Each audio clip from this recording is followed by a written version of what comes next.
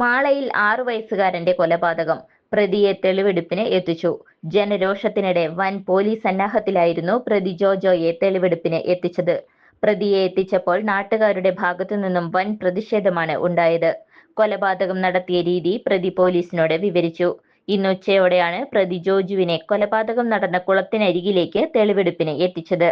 പ്രതിഷേധം കണക്കിലെടുത്ത് വൻ പോലീസ് സന്നാഹത്തോടെയാണ് പ്രതിയെ തെളിവെടുപ്പിന് എത്തിച്ചത്. കുളത്തിനടുത്ത് എത്തിയ പ്രതി കൊലപാതകം നടത്തിയ രീതി പോലീസിനോട് വിശദീകരിച്ചു. ചാമ്പയ്ക്ക നൽകാമെന്ന് വാഗ്ദാനം ചെയ്തായിരുന്നു കുട്ടിയെ ഇയാൾ കുളത്തിനടുത്തേക്ക് എത്തിച്ചത്. തുടർന്ന് കുട്ടിയെ ലൈംഗികമായി ഉപദ്രവിക്കുകയായിരുന്നു. ഈ വിവരം കുട്ടി അമ്മയോട് പറയുമെന്ന് പറഞ്ഞപ്പോഴാണ് വിവരം പുറത്തുവരാതിരിക്കാൻ പ്രതി കുട്ടിയെ കൊലപ്പെടുത്തിയത്.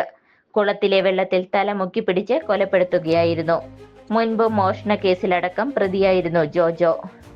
കഴിഞ്ഞ ദിവസം വൈകിട്ടോടെയാണ് മഞ്ഞളി സ്വദേശിയുടെ മകനായ 6 വയസ്സുകാരനെ കാണാതായത്. തുടർന്ന് നടത്തിയ തിരച്ചിലിൽ വീടിനടുത്തുള്ള കുളത്തിൽ മരിച്ച നിലയിൽ കുട്ടിയെ കണ്ടെത്തുകയായിരുന്നു.